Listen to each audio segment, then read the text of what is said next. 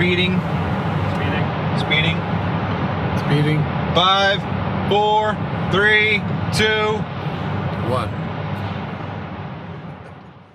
The world is changing faster than ever. What used to take decades is now taking years or even months. What you see right now is the illusion that people have had for many decades about the workplace being this secure place to work the rest of your life. For the first time in the history of our nation, our children will not do as well as us. We've seen our friends get laid off. We've been laid off. We've had our pay cut. People are overworked and underpaid. They seem to have less time and less freedom. They live under constant pressure. This is going to be forced. And so even if your employer loves you, they may have to cut you. There's something wrong that on Monday morning, the heart attack rate increases by 35%. Technology is accelerating, job security is declining. It just doesn't seem like the old models of making a living are as reliable as they used to be. Every aspect of our lives, there's a better way out there, but we're still doing it the old way. We live in the greatest country on the planet, and there are a lot of people sitting around complaining and being cynical. Like everyone's whining about this old model, and I'm like, why don't you leave it? Look at all this over here. Look at all this opportunity. Since so much of our lives revolve around our work and the way we make our living, many people are thinking there just has to be a better way. The biggest challenge facing our world today is not making money, is what are we going to do with all the displaced, unemployed people? People are afraid that they're going to make the wrong decision. People are afraid of the unknown. People are afraid that maybe I don't have the skills. Hey, sports fans. Industrial age is over. It's dead. It's dying. That's why going to school to get a job is an obsolete idea. A steady paycheck is an industrial age idea.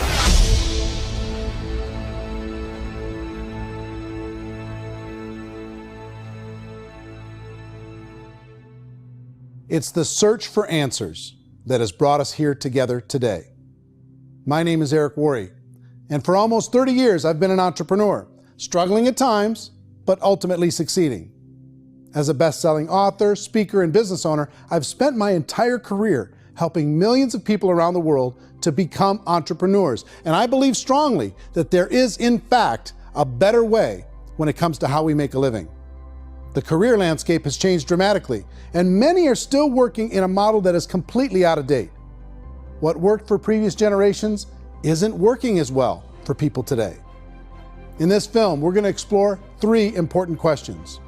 First, what's really going on in our working world today? Second, in this new economy, is it better to become an entrepreneur, or is it safer to work for someone else?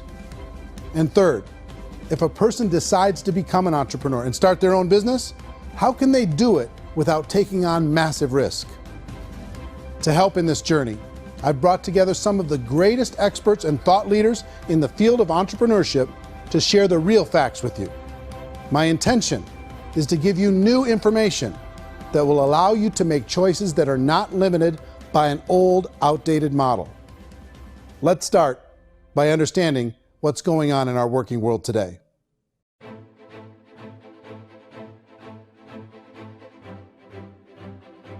Let's look at unemployment. 30–40% of the people are honestly not working, but would be working. What our government does is if you haven't found a job in 6 months, we don't call you unemployed. We pretend you dropped out of the labor force. I've often said that unemployment, particularly structural unemployment, that's unemployment due to technological changes, is the first sign of economic growth. Think of it, 10 people live on an island. They go out every day and fish. One day, new technology shows up. A missionary brings them a net. Now, using the net, one pilots the boat, one throws the net. 2 fishermen can do all the work 10 used to. That's a 500% increase in productivity, 2 doing the work of 10, in one day. You don't have to learn a lot to learn how to throw a net instead of throw a fishing line. The island's got a big problem, 80% unemployment. But the island still has all the wealth of the fish because the 2 people produce as much fish as 10 did. Now, of course, looking back in history, these changes used to take thousands of years. And during that time, we went into farming and transportation. Some of us became doctors and some teachers and lawyers, and we developed all these new professions and new manufacturing jobs. Today, these changes are occurring literally in one day when a new technological advance occurs, and we don't have the social structures to deal with it or to retrain the unemployed people. So one of the things that I think is interesting as I travel across the country and really travel around the world is the way that we work and the way we get paid for work is changing pretty dramatically. On a global basis, everything is being turned upside down because of the rapidly advancing technologies. They are eliminating many jobs, and we have been left with many people not prepared for the jobs that exist. A lot of demand in public companies was to squeeze out all the fat and to get just as much margin as we possibly could, and fat equals humans. So this idea of job security in information age is so obsolete, but it's still taught inside our school system, and that's where the problem starts. There's no financial education in school system, and people are still trained to be employees who work for that paycheck. This is a chart on the middle class. What's happening in the middle class, those who went to school, their incomes have been coming down for years. And parents still say to their kids, go to school, get a job. Now what happens to all those middle class people who are dropping off the ends of the chart? Well, they become what's called working poor. And this is what happens to working poor. But they say poverty is ending. Well, poverty may be ending, but working poverty is going up. And this is food stamp usage. So food stamp usage in America is going through the roof right now, because people cannot earn what they call a living wage. Most people have experienced financial pressures that I think are probably greater than they have been in the past. If you're not working for yourself, then it's going to be a pretty hard road for a lot of people. Today, if you're going to control your future, the 40-40 plan is gone, where you can graduate from college and get a job and work for 40 hours a week for 40 years. That day is gone. So some of these charts actually tell you what's going on. And this is a really interesting one, you know. People are going back to school because if I go back to school, I'll get a nice job. But this is what's happening to, it's called Sallie Mae, which is the student loan guys. Student loan is going through the roof. It's now over $1 trillion, and student loan debt is worse than credit card debt. So when people stopped using credit card, the government got people into student loan debt. And the problem with student loan debt is you can never be forgiven. See, with credit card debt, you can declare bankruptcy and all's forgiven. But student loan debt, you can declare bankruptcy, you still owe it. It's the worst of all debt. But this is the next picture. Look at this chart here. This is what's happening to wages of college graduates. It's going down. So you go to college, you rack up all this debt, but you earn less money. Now, that's not that intelligent. Average person who's been working a lifetime in America today is ending their lifetime at 65 with about $41,000 in assets. They earned just enough to survive. I think in the United States we have something like 17 trillion in debt. That's just the federal government debt. We got another 2 in municipal and in other, let's call it almost 20 trillion government. We've got 40 trillion in private debt. That comes up to close to 60 trillion. When you then add something we never had before, what you were talking about, when we look at the unfunded portion of Social Security and primarily Medicare, Medicaid, that at the most conservative estimates from outside firms, Kleiner Perkins, 67 trillion and growing. That's more than all our other debt. There's less conservative estimates that say it's 84 trillion or higher. I added up conservatively $127 trillion in total debt. Debt is a financial drug. When you take it to excess, it's like taking a drug. Yeah, it makes you feel better, it enhances your performance, but at a huge cost, eventually it kills you. And so that's what happens. We keep doing more and more debt, and you get less and less results, just like a drug, until the debt gets so high that it crushes the whole system. That's where we're at, 8.2 times GDP. You know who I feel sorry for? I feel sorry for the person who dreads going to work, who is sick to their stomach on Monday morning, who hates their alarm clock, who gets a little glimmer of hope on a Wednesday because it's hump day and says, thank God it's Friday. And they live for those 2 days a week where they get to be themselves and they don't have to be around people they don't like, and they don't have to play the political game in the office, and they don't have to live this half life. The person that works 50 weeks a year just to be able to have the 2 weeks for vacation. And you know what happens to most of them nowadays? They don't have a vacation. They have a staycation. They have time off of work, but they don't get to go where they want to go because they're overextended. They've got all this debt. They got all this situation. They hate their alarm clock. They can't sleep until they're done. They have to spend most of their life in traffic. I feel sorry for that group of people because there's a better way. They just don't know it. I see this really interesting attempt at rugged individuality in a 6x8 rectangle.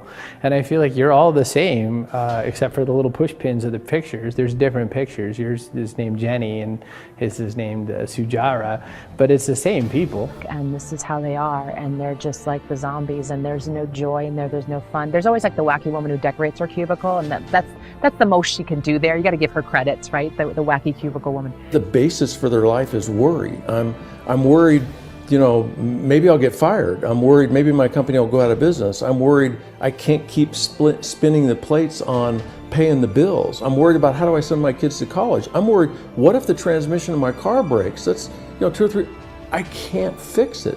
People live in a sea of worry, and it eats at them. Those signs that people held up during the Depression didn't say looking for gainful employment in a cubicle. It said looking for work. Work is what we're looking for. Job is just a unit of measurement. Work is what we're going after. It's time to look in the mirror and say, it's not the economy, it's my economy. It's my little world of where I am. I need to improve. I'm not going to wait for the economy to come back because frankly, the economy is doing great in this country.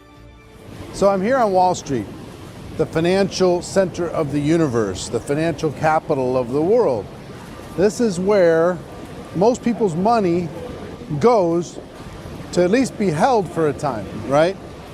With interest rates in banks being effectively zero, and many experts are predicting it's going to stay at zero for the next 10, 20, even 30 years, people feel like they don't have any choice but to put their future into equities, to put their future into the hands of other people on this stock market, and hope that the stock market goes up, hope that the stocks that their advisors pick or that they pick goes up.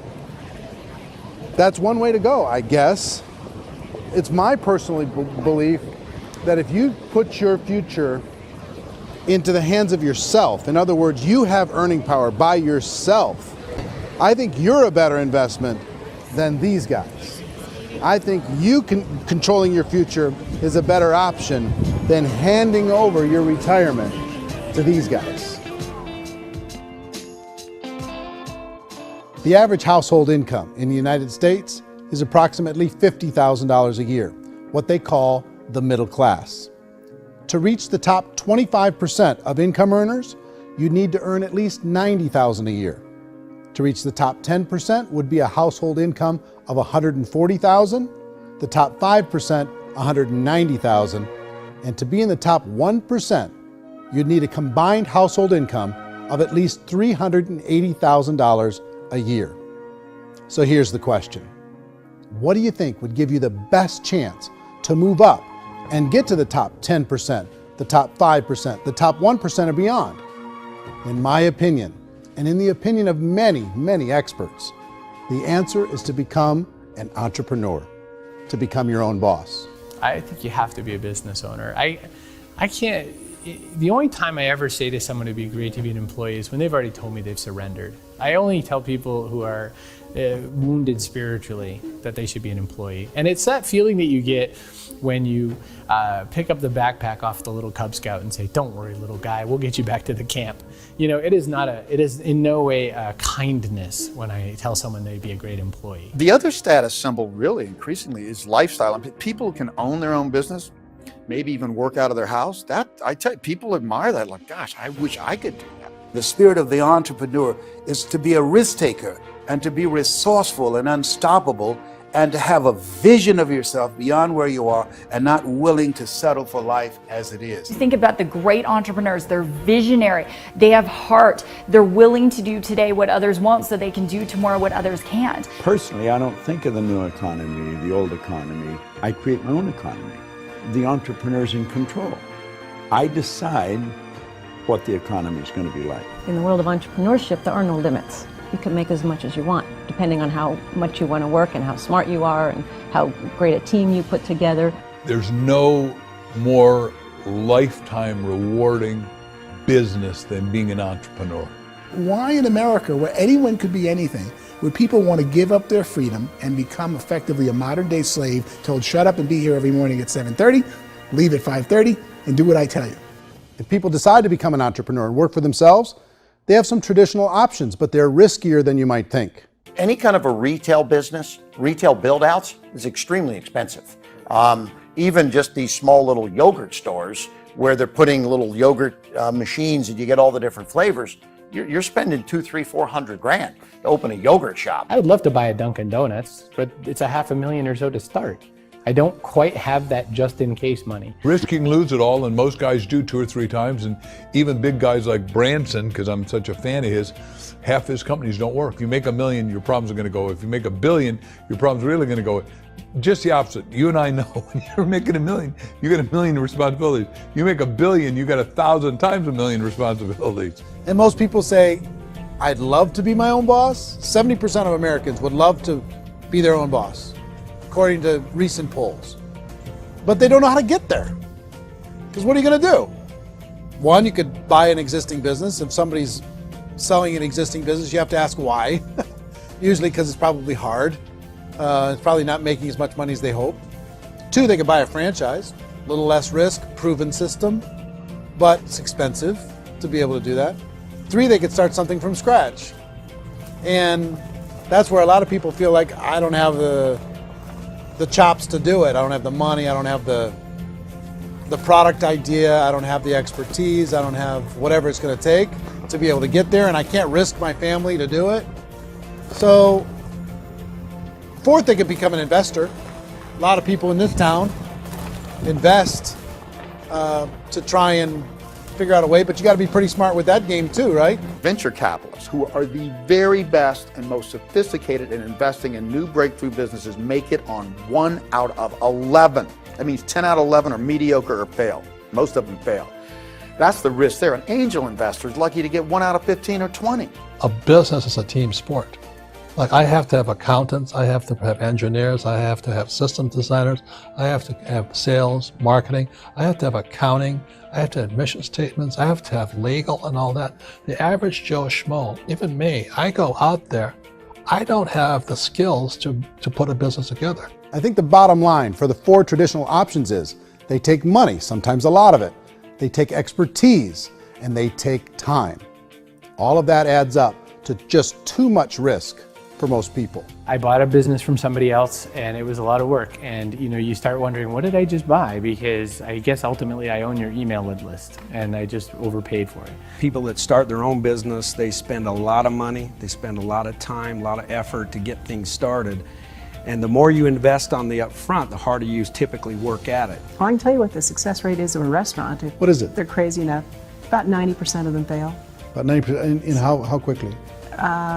Year less. Wow. And if we're talking non-franchise, we're talking franchise, Sure. That's totally different. Yeah. But our students aren't getting franchise restaurants. You got to invest big money. Exactly. And with someone like McDonald's, you've had to work with the company for a long period of time, really know the To even have a business. chance at investing $1 million. Have a chance, and it's a slim chance. What if there was a way that you had all the proven aspects, the comfort aspects, and you could still control your own life? What if there was both? In other words, you didn't have to create everything from scratch. You didn't have to be a super leader. All you had to do, what if there was a proven product already? You didn't have to create the product.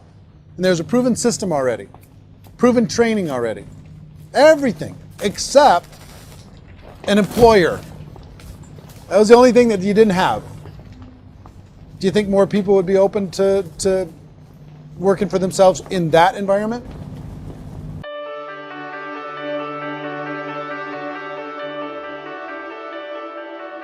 In our search for a better way to make a living, we've come to the conclusion that becoming an entrepreneur is actually safer than being an employee. And through our look at the entrepreneurial options, one particular path kept coming up from expert after expert.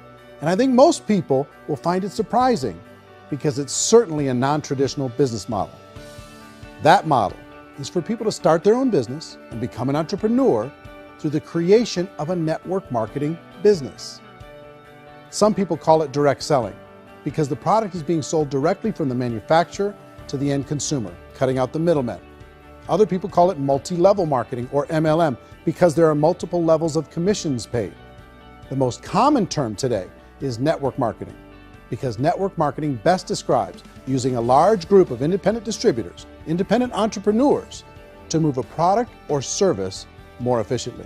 So my friend here, Donald Trump, and I, we always write about the network marketing industry. And the reason we support the network marketing industry is because it really is a business school for entrepreneurs.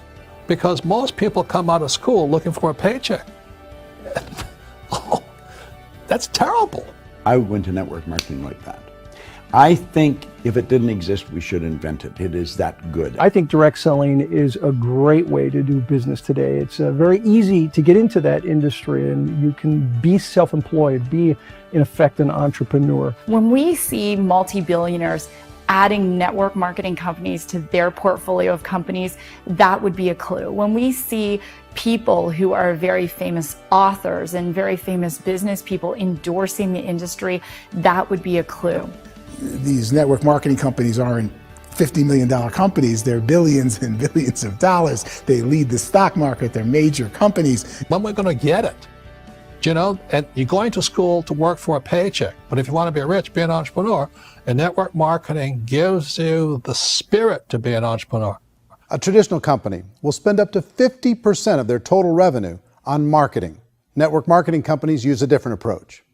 Instead of having all that extensive marketing expense, they utilize a network of independent distributors to do the marketing for them. Now, why do they do this?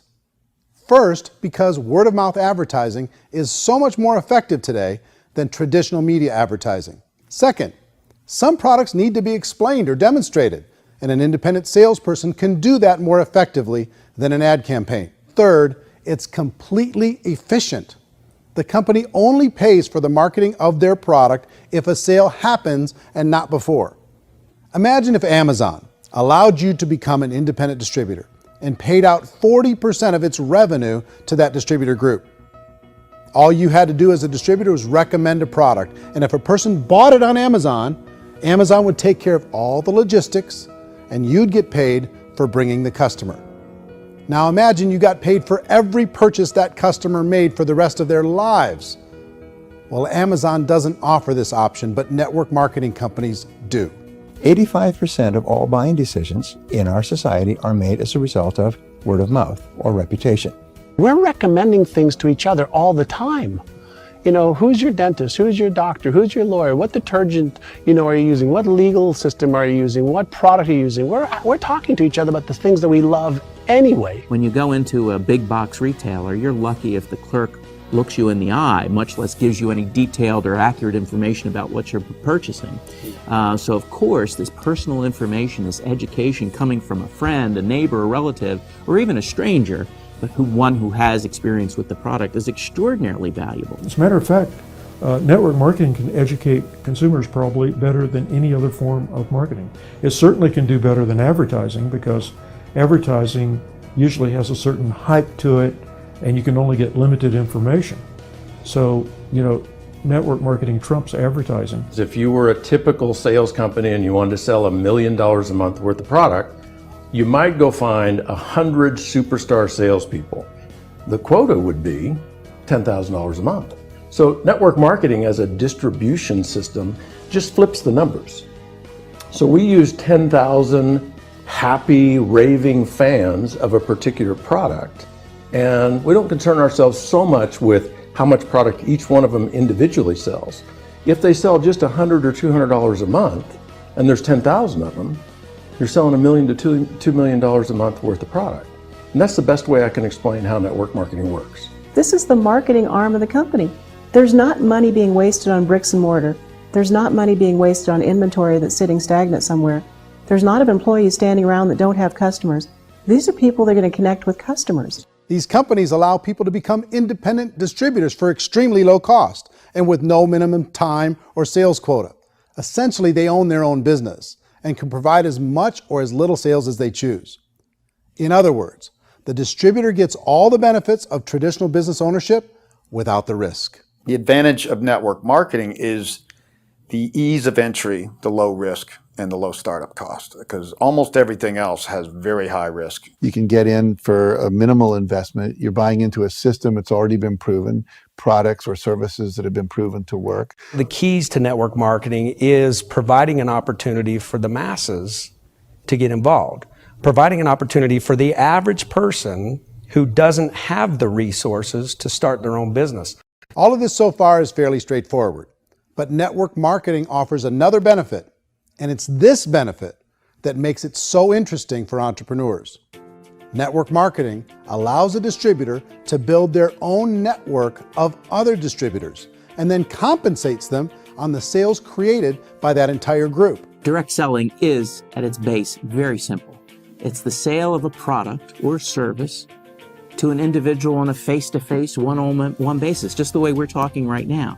But there's an important element as well, and that's the offering in conjunction with that sale of product, the offering of an opportunity for someone to make something of themselves. No matter what your social status is, no matter what language that you speak, I mean, look how many unbelievable people are becoming successful that speak every kind of language out there. What an awesome gift to give the world. Instead of having to work your way up in a system and prove that you could be a sales manager, they just decided everybody can be a sales manager.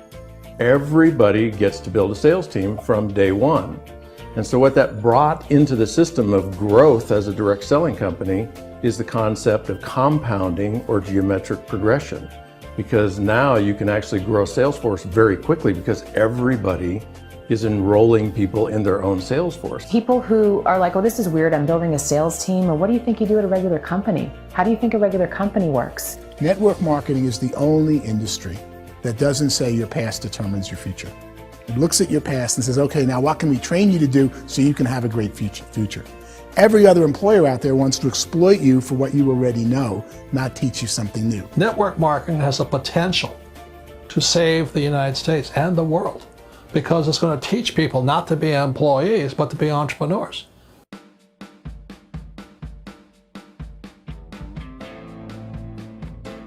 According to the Direct Selling Association, if you add up all the network marketing companies around the world, they combine to do over $178 billion a year in retail sales. To give you an idea of how big that really is, the NFL, the National Football League, does approximately $9 billion a year. The music industry does a little more than $16 billion a year, and the movie industry does about $80 billion a year.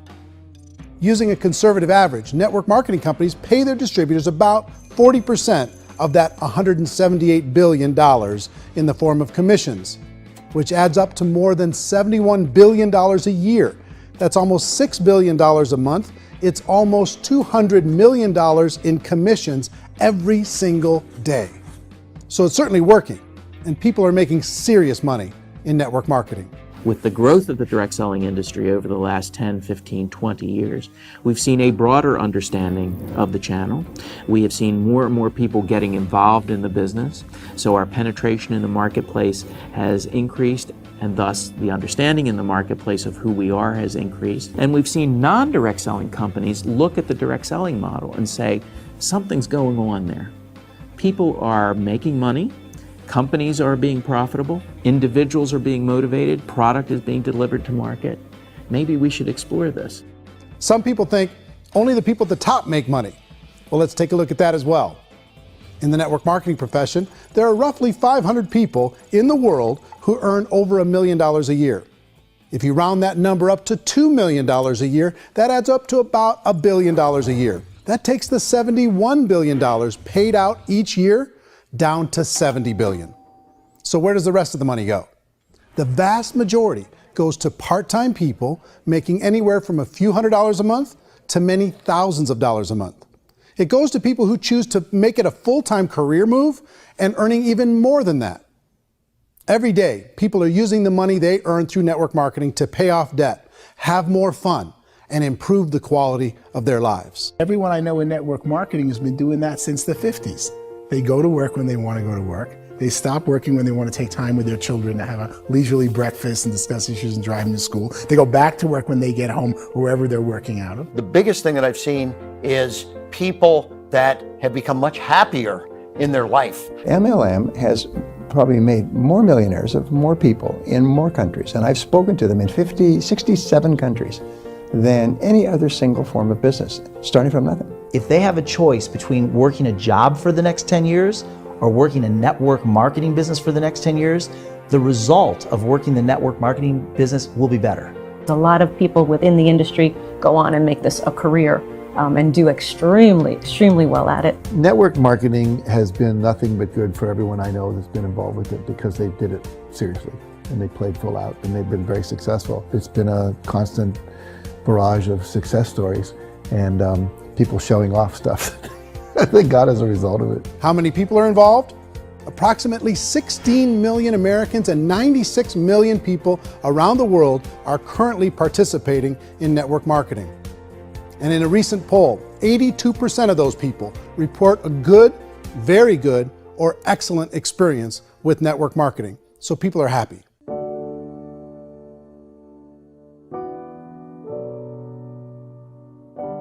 So I've taken a look at the network marketing profession and really tried to understand why so many people are confused as to the validity of this as a business.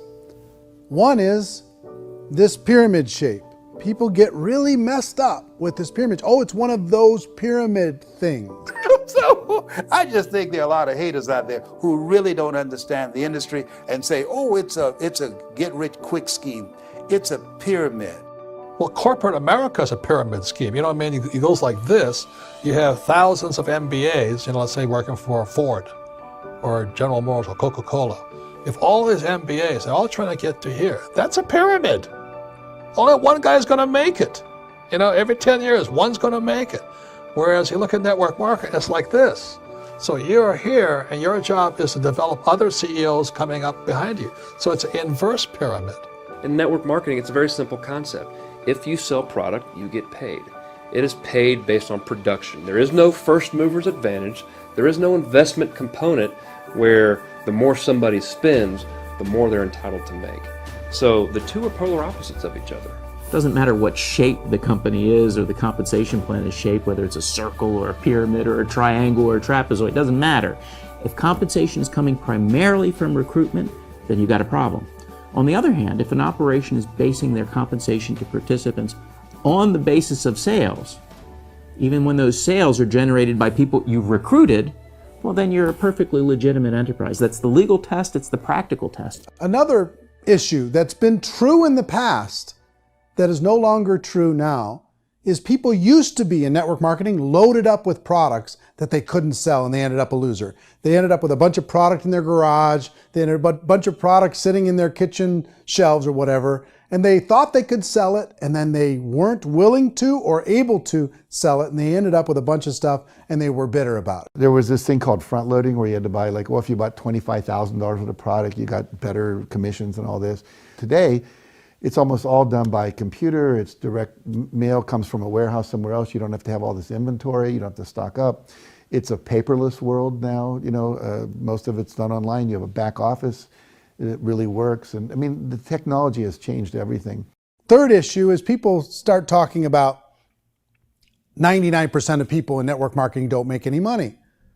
Well, we've talked about that over the course of this journey together. Almost $200 million a day is being paid out to network marketing distributors around the world. The naysayers, the people who say that it doesn't work, are usually the ones who just don't know how to make it work for themselves. And so they're giving you an opinion, and I tell people, don't confuse people's opinions with expertise, because opinions are free. And don't confuse sincerity with the truth, because people could be sincerely wrong. But here's the reality inside of network marketing. The vast majority of people that get involved in network marketing just become customers, and they get involved to be able to purchase product at a lower price. If you take Costco as an example, if a person goes into Costco and gets a membership to Costco so they can get a lower price on the product, we don't call that person a loser because they have a bunch of product that they walked out with with a smile on their face. Yet when some people want to take a look at network marketing, they say, well, those people, they're just using the product and they aren't earning an income, so they must be a loser. They're not a loser, they're a happy customer. That's the vast majority of people that are involved in network marketing. Now, a smaller percentage of those people decide to go build a business. They earn $300 a month, $500 a month, $1,000, $2,000. That's the bulk of earnings in network marketing. And then there's the few that really decide to take it serious, really decide to build a large network, really work to make that network very, very productive. And those people make huge amounts of money and there's no cap. What I do as an outside economist, just somebody looking at this industry like any other industry I speak and say, look, what's the realities of this? 1% do incredibly well. 10% generate some additional income at pretty low risk and effort, that's not, and 90% of people roughly end up customers. One thing that I think is real when it comes to people's perceptions about network marketing is people put this, and distributors, I think, involved in network marketing have some responsibility for this. They have sometimes unrealistic claims about the product or about the income. Most people who become distributors, they want the money, they want to be successful, but they don't have the skills. They don't know what to do. And when people don't know what to do and they're in a new business, they're scared. And when they're scared, they panic and desperation kind of sets in. So they think everyone they talk to has to get in. So if I talk to you and you say, well, no, I don't have time to do that, they're like, no, I need you. You have to do this or I won't be successful. So I start clawing on you. I start that desperation. So then I start making claims about the product, which are not appropriate, probably not even true. Or I start saying, oh, let me show you how you can make all this money and you don't have to do anything, Eric. And so you just totally misrepresent the opportunity, and you're clingy with people because you think you need everybody to be successful, and you don't. You know, one of the messages that I try to deliver most forcefully to companies as well as salespeople in direct selling is that you don't have to overpromise. The reality is in network marketing, there's a lot of hard work involved. There's a lot of effort. You're going to have to develop yourself. It's a business like anything else. It's going to take some time, but in my opinion, it's better.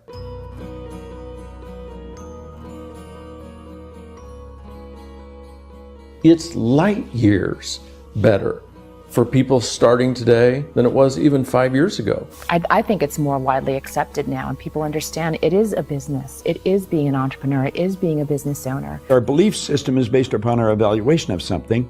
And frequently, if we reevaluate a situation, our belief about that situation will change. The industry has changed and it's grown up. It's totally transformed. You've got young people today that have grown up with social media, and they understand networks. They understand how people are connected through technology, and they understand how money flows through those networks.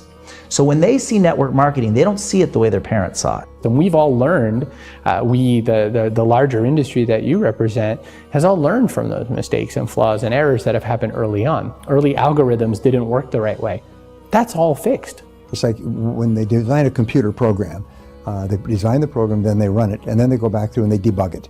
The MLM industry has been debugged. This is the day of being virtual, being able to run a business from your mobile phone. I mean, it's incredible. Companies are getting smarter.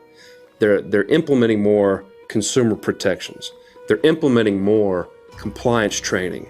They're doing more with respect to product research. If you do get involved and you make purchases of inventory, even on a voluntary basis, if you decide that this business is not for you, you can leave and have that inventory repurchased by the company. There's no other business that offers that kind of protection on a voluntary, self-regulatory basis.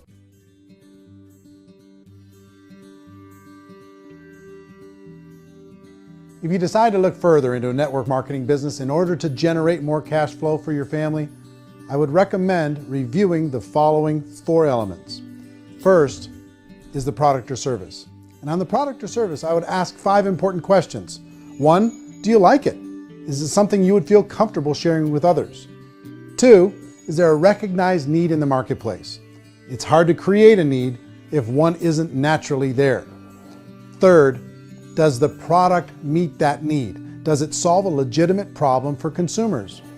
And 4th, is it priced to sell? Can it compete in the marketplace? And fifth, is it priced for profit? Is there enough margin for the company and the distributor to be able to generate income for the long term? If you can answer the questions on the product to your satisfaction, the next element to consider is the company itself. Is it well run? Do you believe in the founders or the management team? Do you feel they have what it takes to go all the way? See, it doesn't matter how good the product is if the management can't take care of the company.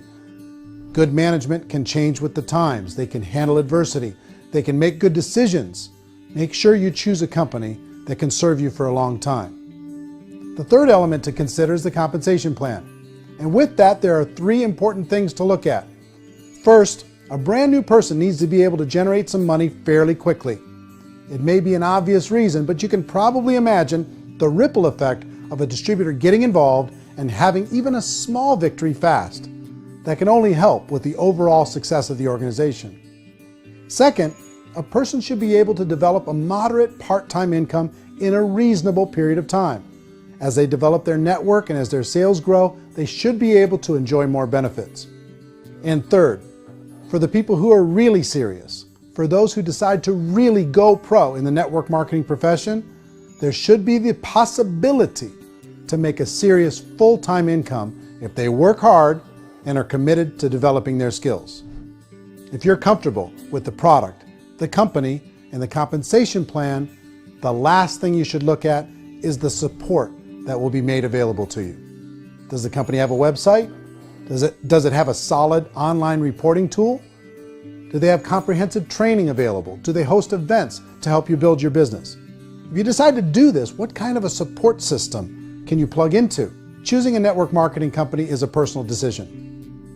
But evaluating the four elements of product, company, compensation plan, and support is a great place to start. Is the company promising that you're going to get rich quick or that you can make a lot of money without a lot of effort? That's a red flag. Is there a product that you really believe in that you think can be sold? Or are you being told by salespeople or the person who's trying to recruit you or by the company itself that don't worry about the product, all you have to do is recruit other people into the business? Red flag, warning sign. If you're hearing that, take a second or even a third look. Get to know the customers, the products, the business, have some success, and see where the opportunities might take you to move up in the organization. You want to find out how concerned are they about my education, my training, and my development? Is there a space for me to grow? Most important question. Learn everything that you can about the product. Make sure it's something that you believe in, and learn everything you can about the industry and work that system. You have to be very passionate about whatever that company is doing. I would get involved. You can always test drive anything, you know, the product, the service, the community, and then lean into it a bit. If it feels good, then lean into it a lot. Behind me is the Lincoln Memorial. And this is a place where Martin Luther King Jr. had his famous "I Have a Dream" speech. And at that speech, he talked about his dream for equality for everyone around the world, and that's a noble dream. But I think more people need to remember what it was like when they were kids and the dream was still alive in them. Before it got beaten out of them by reality, by this paycheck, by these responsibilities, and by having to live for this job to pay the bills. I think people need to remember that, go back to that. Once they know that there's a better way, I think their future is going to be much brighter. They can live a better life.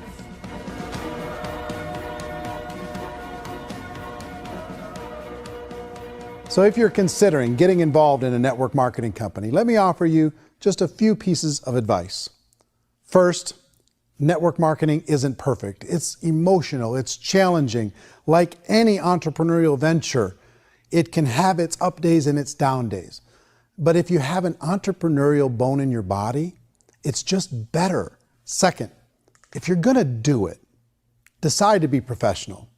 Decide to go pro. It's better to do that than just be this amateur sticking your toe in the water. Third, as any professional, you're gonna have to learn some new skills. And I promise you, inside of the network marketing profession, they're not too difficult to learn. Fourth, like anything worthwhile, it's gonna take some time. Don't expect that you're going to get to the finish line right out of the gate. And fifth, it's worth it. It's worth it to be able to take charge of your life again. It's worth it to be able to control your own financial situation. It's worth it for the people you're going to be able to spend time with. It's worth it for the things you're going to be able to see and the experiences you're going to be able to experience. It's worth it for the causes you're going to be able to contribute to, the lives you're going to be able to touch, the customers you're going to be able to help, the friendships you're going to be able to develop. I promise you, it's worth it. Remember, most people are searching for answers just like you are. But I do have to tell you the catch to network marketing. If there is a catch, if you want to understand this from an emotional point of view, people say, well, it sounds too good to be true. It's not, it's hard work. But here's the catch. Most people still don't understand it. So you're going to have to endure the loss of social esteem from ignorant people. The uneducated will think less of you. Now, if you can handle that, you're on your way. If that's going to destroy you, you know what? Entrepreneurship in general probably isn't in your future. If you can face that catch, you can become unstoppable. I want everyone to really contemplate this if they're not in network marketing. You're in a job, you probably have a mortgage, you have rent, you have debt, whatever's going on. You're in a prison. You work just hard enough to keep them from firing you, and they pay you just enough to keep you from quitting. Come on! I've been there, done that, and bought that t-shirt. In network marketing, if you run into failure, it's really just a homework lesson for yourself. There's no one to blame. You really have no excuse not to be successful. You just don't. People don't want to hear that, but there's so much available to you. If you want to be a good network marketer, be a student to the people above you, be a fellow traveler to the people on the same level, and be a teacher to those below, and know when it's appropriate to do which. People who are not afraid of asking people to buy things, or not afraid of persuading people with the chance they may say no, these people own the future. Nothing happens until something moves. So you got to go move, you got to go do something, or nothing's going to change in your life. In the beginning, you're going to do a lot of things that you don't get paid for. But as you go down the road, you get paid for a lot of things that you don't do. And your job is rehabilitate the spirit, the entrepreneur spirit in all of us. You get it back. Either give it a strong yes or a strong no, but no wishy-washy, dilly-dally stuff in the middle. There's dreams and there are nightmares, but I believe that the biggest nightmare of all is when you don't pursue your dream. You're going to see some monumental growth in this profession. It's an exciting, exciting time to be involved with the network marketing profession. The next 10 years, I see just exponential growth. When that tipping point comes, it's not a matter of asking somebody, have you ever heard about network marketing? You're really asking them, which company are you building your wealth in? We are here to fix the world, to improve relationships with other people, to improve other lives. And the real reward comes as an entrepreneur at any level from teaching somebody something and watching them soar. There is no greater reward.